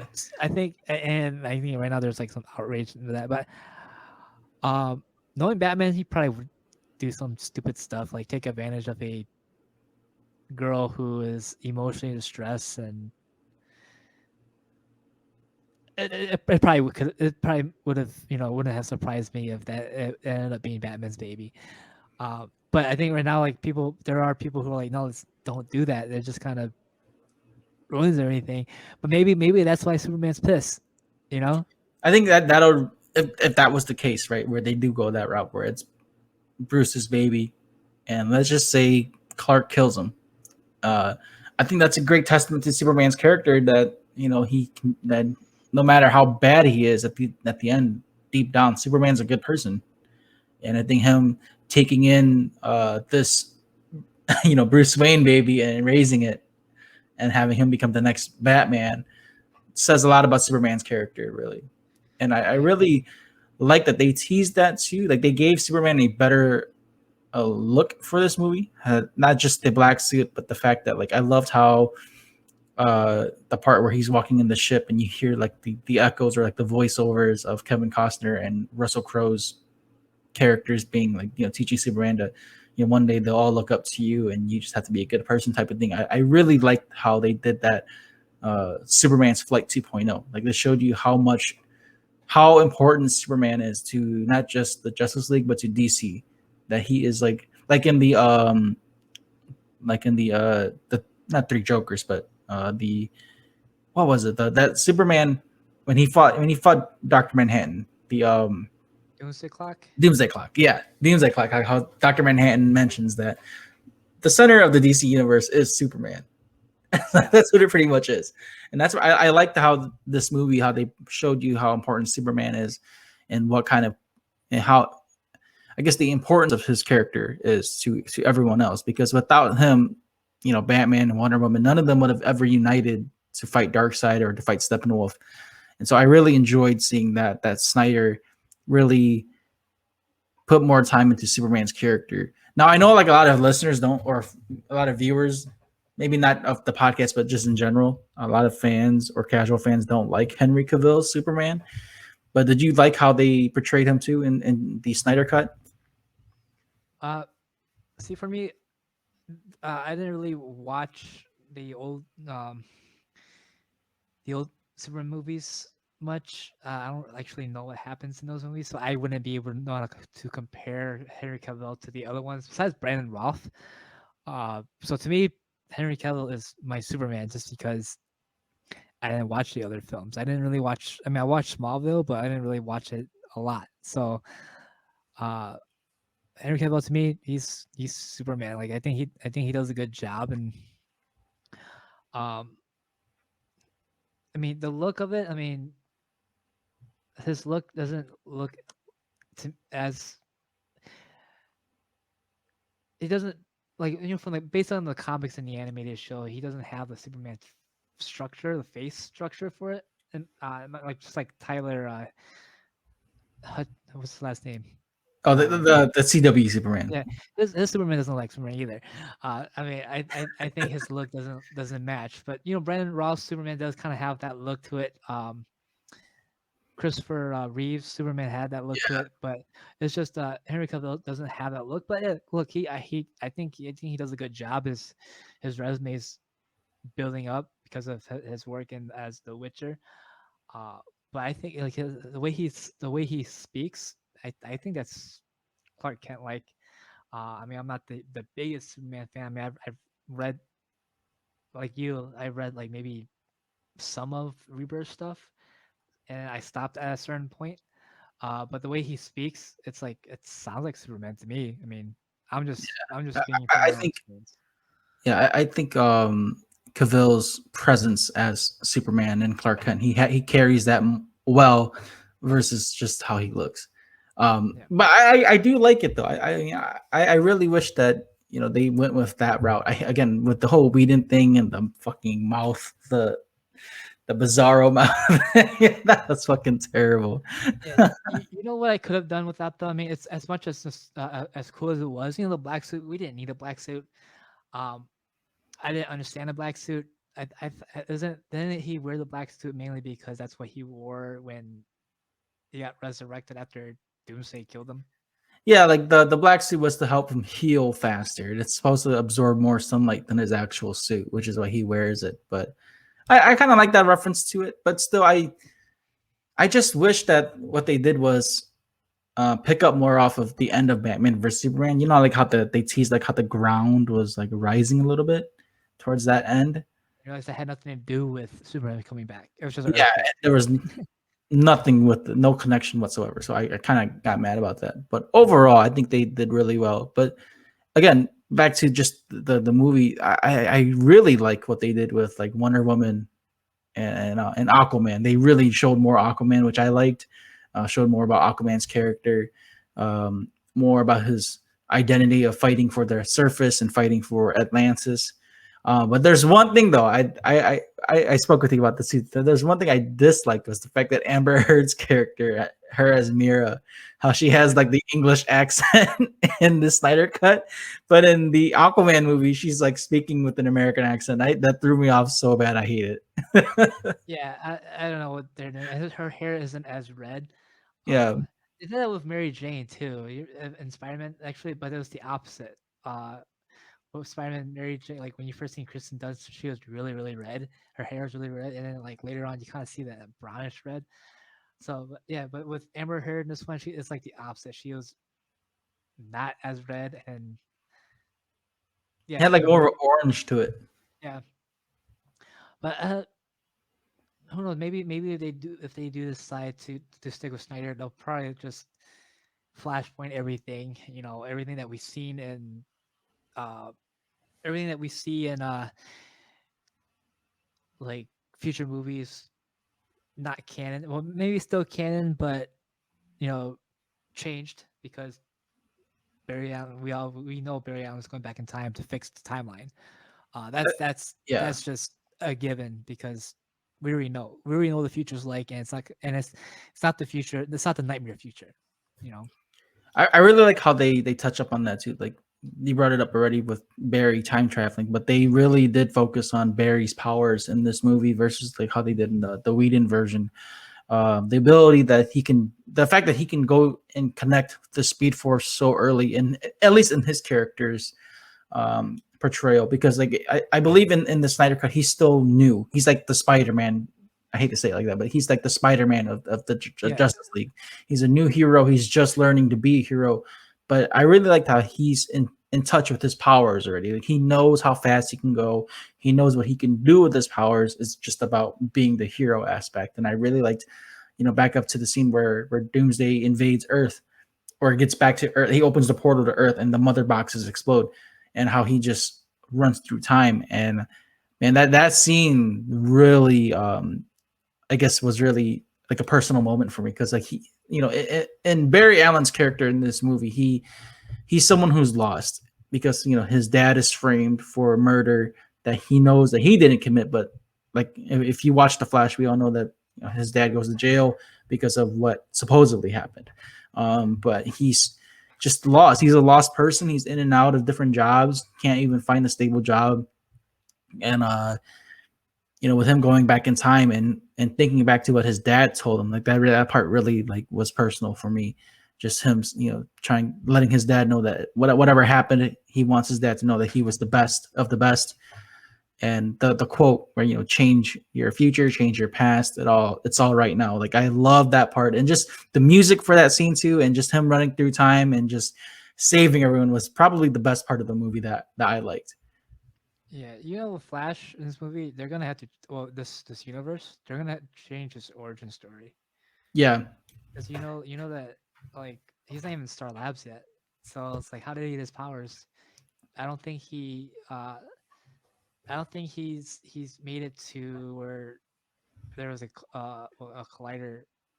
I don't know the scientific term for it, but a collider that exploded for him to get his powers.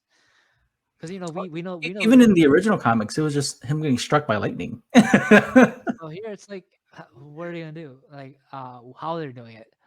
Are they gonna go the lightning struck, or are they gonna go with the like the CW with the particle? CW or particle accelerator? Yeah. We don't know because we don't know how he got his powers in this one yet. So it could be the lightning, or it could be because he's been experimenting and stuff. I mean, you've seen his little man cave. Or you read the comic, right, where Barry Allen fights his future self, and it kind of like goes full circle. Like he was the lightning that struck himself to get the powers. Did you ever read that? I remember. Now that you mentioned, I remember hearing of that or seeing a version of that, but I never read it. Yeah, I read a little bit of it, but I got the summary from Comic Story, and that the blueberry. The blue Flash, right? The future Flash, like him and Barry fights throughout time, and I could be wrong. So anyone who's listening that's more of a comic reader than I am, please correct me. But in this variation of the story, Barry Allen was the lightning that struck himself to get the Speed Force. So maybe they might go that route. I hope that would be a pretty cool twist that they go that route, especially with Barry being able to time travel in the Snyder universe. But I really like, again, like I said, I really like how they were able to let Barry play with that power more, being so green, I guess you could say. There's a theory too that at the end where he's running in the street and he disappears. The theory was like when he disappeared in the movie, that's where he met Grant Gustin's Barry Allen. Yeah, I believe it. I mean, I'm pretty sure that, or it could be when he they did Flashpoint.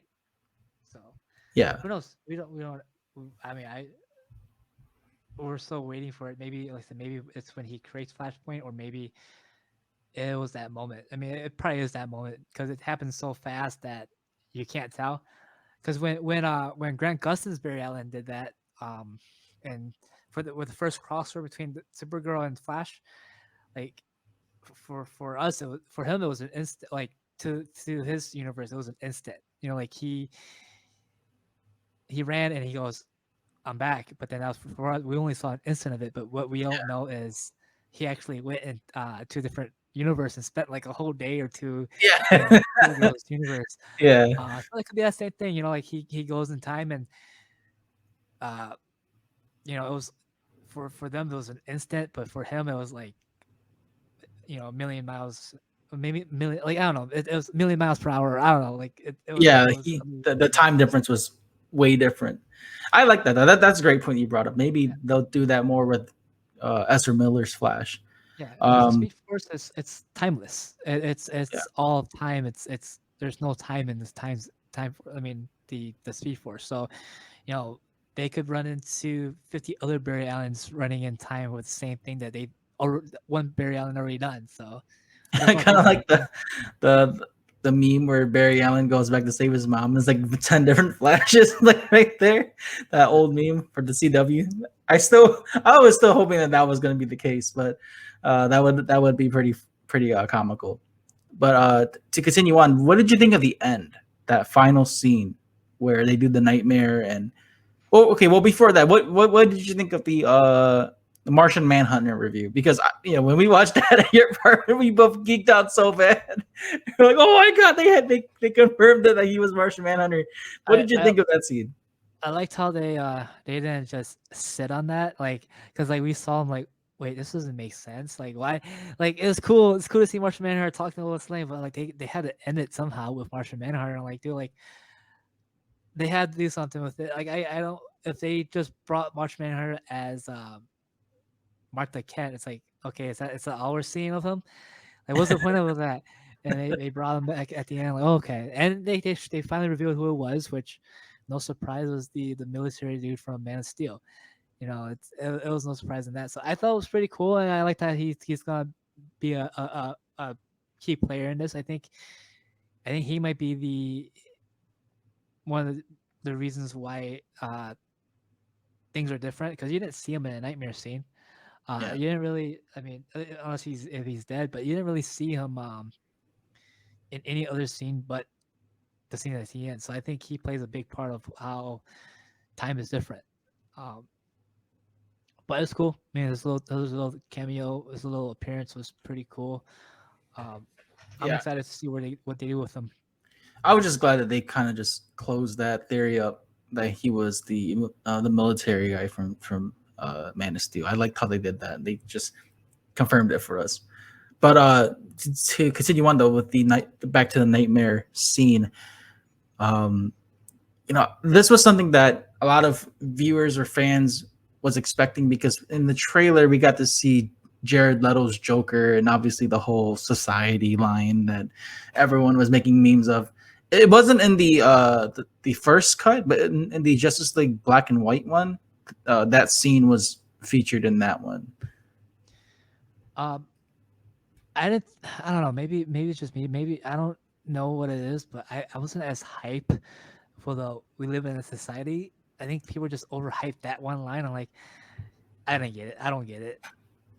But what followed afterwards, I got it. But it's like, we live in a society. Like, I mean, I get it. He improvised that line. But it's like, I don't know. I didn't see it as big as a deal. Just we live in a society line.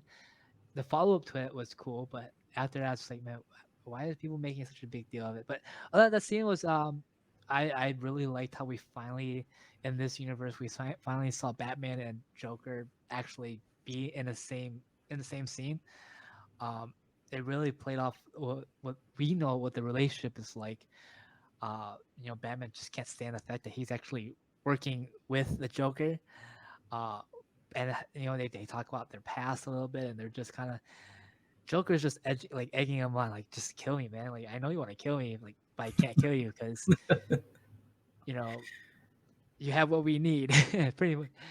But I did like it, and I like how they also tease that Batman has been killing because of all this. Because we know he doesn't kill. That's his number one rule. But things change, and because things change, he's like, I will effing kill you. That it's just I like how they really show that interaction, and I like how this time Jared Leto got to play.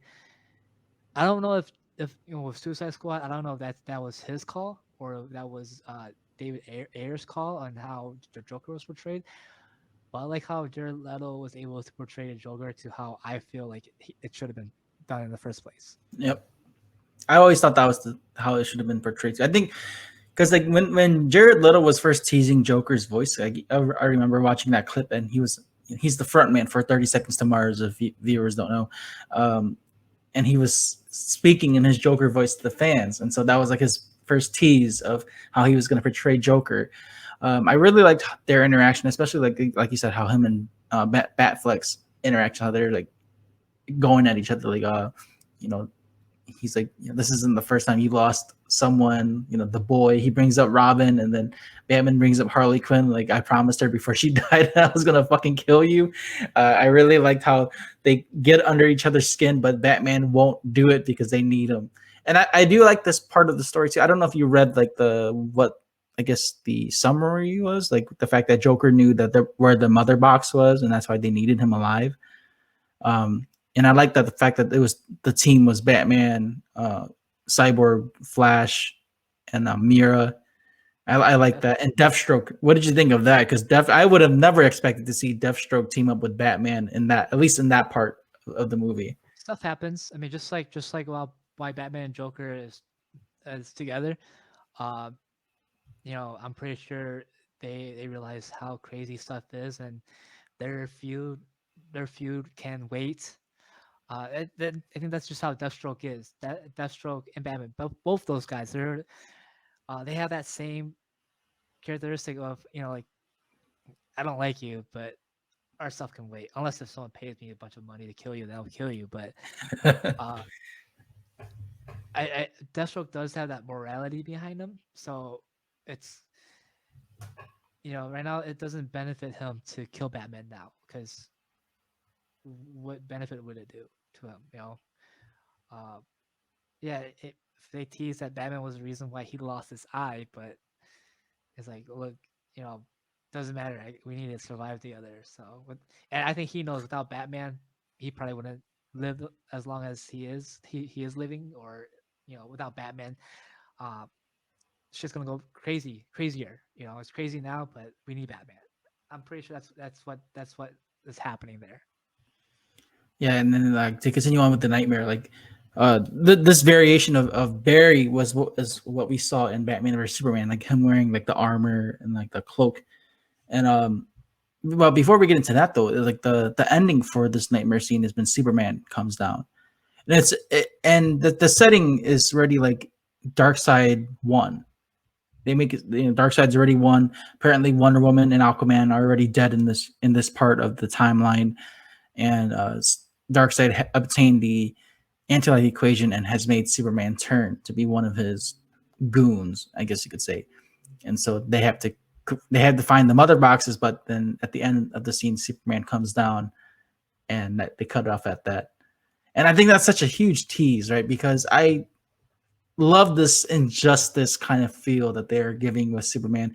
Not so much of him like being a complete dick, like how he was in Injustice, but just the fact that he's turned, he's lost hope. So I really like that they touch up on that with the nightmare. And hopefully, if they ever, like we were talking before, if they ever continue on with Justice League 2 or 3 or whatever trilogy that's supposedly in the works or whatever, I hope that they touch up more on that. What were your thoughts on just seeing that part of Superman, seeing him turn like that? I think I'll probably lead on to what I think about the Flash with that enjoying that scene, but with Superman, I think after seeing Lois dies, because we saw all three of them die. Well, we didn't see how Wonder Woman died, but we saw how Darkseid killed Aquaman, and you just assumed Darkseid killed Lois because Lois is nasty and like that nasty skeleton that you saw. I think this is what does it for. I think Lois Lane is the only reason why Superman stays Superman. Like without her, Superman would have killed everybody by now, or he wouldn't have that morality of like the no kill, or he wouldn't have that heart he has because someone's given him a heart, and that's Lois, and now she's gone, and it's not like she died of natural causes. She died because someone killed her. So, I do like this challenge. Like I want to see what happens with this Superman. Like because with Injustice, same thing. Joker was the reason why. Joker's the reason why Lois Lane is dead. Maybe that's what this was. Maybe like Joker actually killed Lois Lane. That's probably why he's also after Batman too, because Batman's probably protecting him. But I this one I think it's just more of he wants revenge, or he wants to just. I don't think he's a lack out. I don't think Darkseid made him anything. I just think, like I said, stuff happened and Darkseid saw what happened to Superman. It's like, hey, look, I can help you. We can help each other. We can use each other. So, because like I mean, if Darkseid really did do it, because I don't think now I think of it, I don't think Darkseid killed Lois Lane. I think Darkseid just happened to be there seeing how bad Superman is, and he knows that he can use Superman. And pretty much, I think Superman agreed to Darkseid's terms, and they joined each other, and um, that is why we see Superman the way he is. Um, You were going to bring up a point with the Flash, I how he think at wasn't. that part, I think that's the moment that Flash goes back in time. Okay. Because I think I mean, look, you're fighting Superman, and they have nowhere to go. Where are they gonna hide? They can't hide behind the car, right? Right. They're in the middle of the apocalypse. I think the only thing I can think of is that's where Superman kills all of them. Like and Batman probably tells Barry to run, and because that's probably the last resort. Because I think they're trying to find the mother boxes or the father boxes or whatever boxes they're looking for, to try to fix everything, but they can't. So the last resort was Barry, just go. They give him like the pep talk like in the CW. Yeah. So I think that's the moment where we actually see Barry go and change time. Because, dude, I mean, with all 5 of them, the only person who has any type of powers is Flash and Cyborg. I don't think Mira really has much of anything. I mean, she might be able to control water, but doesn't look like there's water anywhere around them. She's at a huge disadvantage against someone like Superman too. Yeah. So I think they can't run. They can't run from Superman here. The only logical or other reasonable thing is that's where Barry goes back in time. That's where Flashpoints happens, and that's where he sees Bruce. Maybe Superman chased after him in that scene. Like, Yo, how scary would that shit be though? He's running through time and Superman's like right behind him, yeah, and he has to go to different universes to avoid Superman. yeah, because maybe he's running from Superman, and that's why he was in such a rush because Superman was not too far behind him. I think that's the ending scene is what is a teaser of why we saw Barry in the Batcave. And maybe that could be like the reason why Bruce has the premonitions because it's Barry affecting the timeline, and Yeah, it's affecting Bruce. and it makes more sense now because like when you watch the Whedon version, like how is Lois the key? Now that you see the Snyder cut, like it makes sense now. Lois died, and Lois is absolutely. I mean, she she is what helped. She was what made the universe the way it was. She died. Superman became evil. That helped Darkseid acquire the anti-life equation. That's what made her. Because Lois is the key. If Lois dies, then everyone's gone. Well, it lives. Superman would still have his morals, and Darkseid doesn't need Superman. Darkseid can't use Superman because Darkseid's afraid of Superman. So that's what I think. All right, so one more topic before we wrap things up here, Andrew. What's your thoughts on them not showing Green Lantern? They show a lantern in this one in the Snyder Cut, but they don't tease anything with Hal Jordan or John Stewart. I think they just want to show someone's origin story. I don't know. I just don't think it's the right time. I think they want to introduce everyone first, and they kind of just want to establish something because they established that there's lanterns. I think they're just waiting for. I don't think there's a reason. I don't think they actually have an idea yet of what they want to do with Lantern yet. Because last time they brought in Green Lantern was with Ryan Reynolds, and it didn't look good. So I think they're still trying to figure out how to actually master Green Lantern. They might have an idea, but I think they're just. I think they're just gonna bring him in his own first standalone movie, or maybe they don't want him to be involved in the story just yet. Maybe they want him to. Maybe they want to actually show the Green Lantern Corps first, because I think isn't that what they're teasing, the Green Lantern Corps? That was a plan. I don't know if they're still doing it now, but apparently it was supposed to be like a experienced Hal Jordan training the Green Lantern Corps. Yeah. So I think I think this is gonna of Green Lantern. I don't think it's gonna be on Earth. They're not gonna introduce Green Lantern on Earth. If they're gonna do an experience, Hal Jordan. Uh, Remember, Hal Jordan is taking care of the whole the whole sector. He's not just taking care of Earth, so that's probably why we don't see him.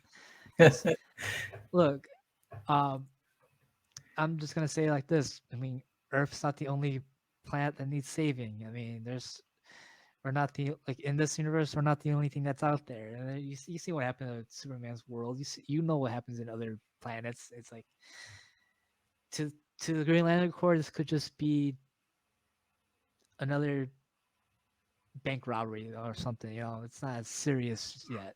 So that's probably why we haven't seen him. Steppenwolf isn't a big threat for them.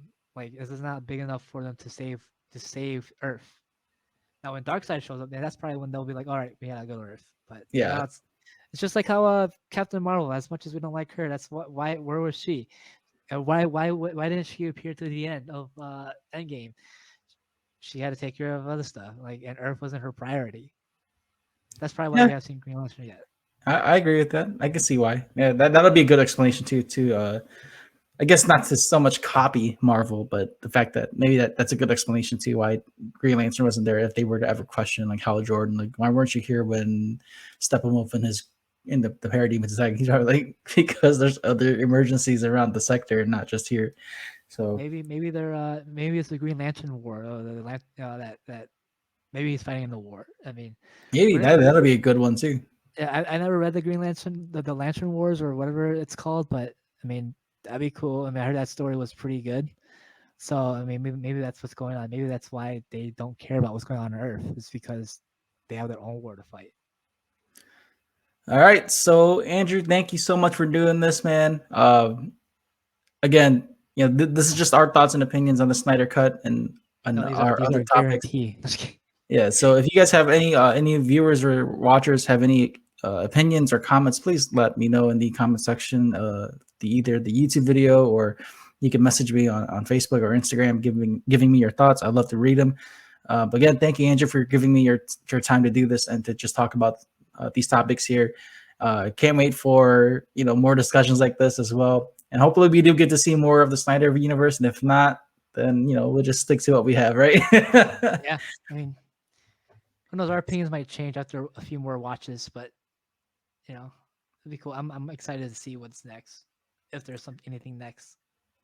For sure, and for sure, like, I'll be watching it with you too if they release any more Snyder stuff.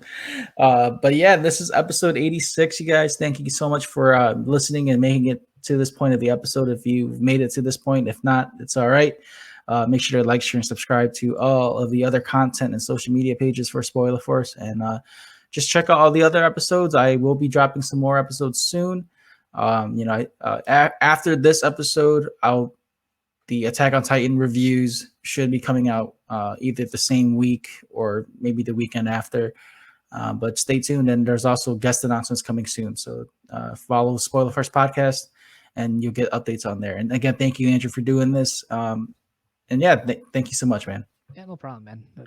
All right, so this is the end, you guys. Thank you guys, and have a great day.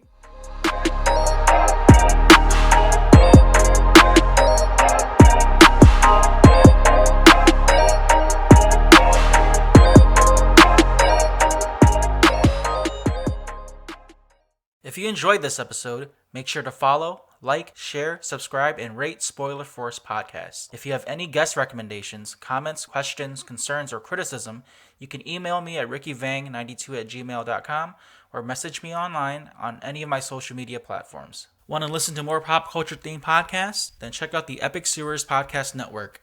There are shows like the Epic Tales from the Sewers, the Comic Watchers Show, What's in My Head Podcast, and Spoiler Force Podcast. Make sure to follow us each on social media and find us on any major podcasting platform. Thank you for the support.